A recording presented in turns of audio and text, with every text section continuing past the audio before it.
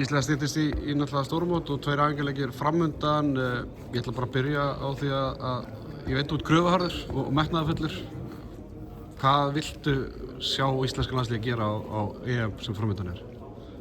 Ég vil auðvitað bara sjá okkur spila góðan handbolta, að við séum einhvern veginn svona konstant á því leveli sem við viljum setja okkur á og einhvern veginn bara vera með góða uppskrift að svona því hvernig á að vinna leiki og mér fannst við svona vera komið þokkalega góða uppskrift á síðasta móti. Þetta er þessi einu leikur sem að fer með þetta mót algjörlega en ég vil bara sjá einhvern veginn svona, við höfum ekki týna okkur heldur í neikvæðinni sko.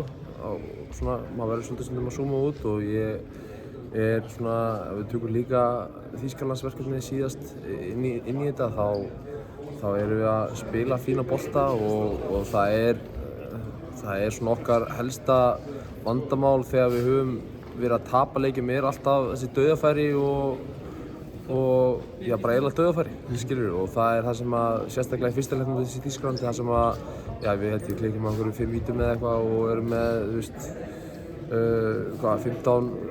14 hérna dauðafæri sem fara forgörðum og það er auðvitað sem má ekki gerast aftur í ár og það er eitthvað svona sem ég vil að við sjáum taka skrifa upp á við, hvað það var.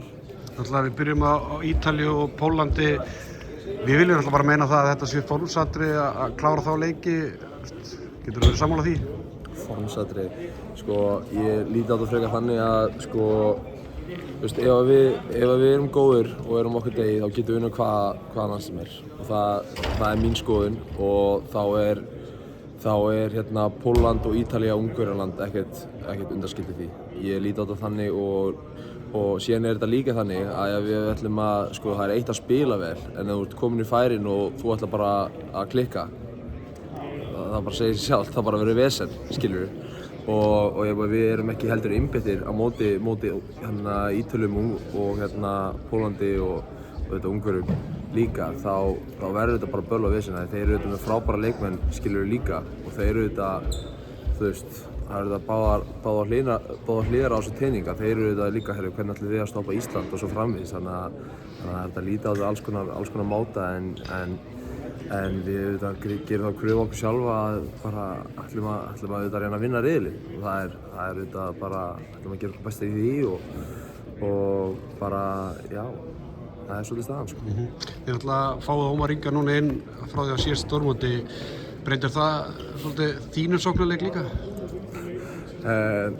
Breytaði mínu sóknarleik. Ég og Ómar auðvitað bara spilum mjög mikið saman í Magdeburg og náum vel saman og erum hérna bara síðustu árin bara eins og sé, náðu vel saman og auðvitað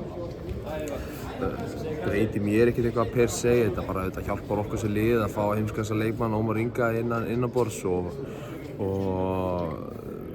það er bara plús fyrir okkur, sko. Takk fyrir það.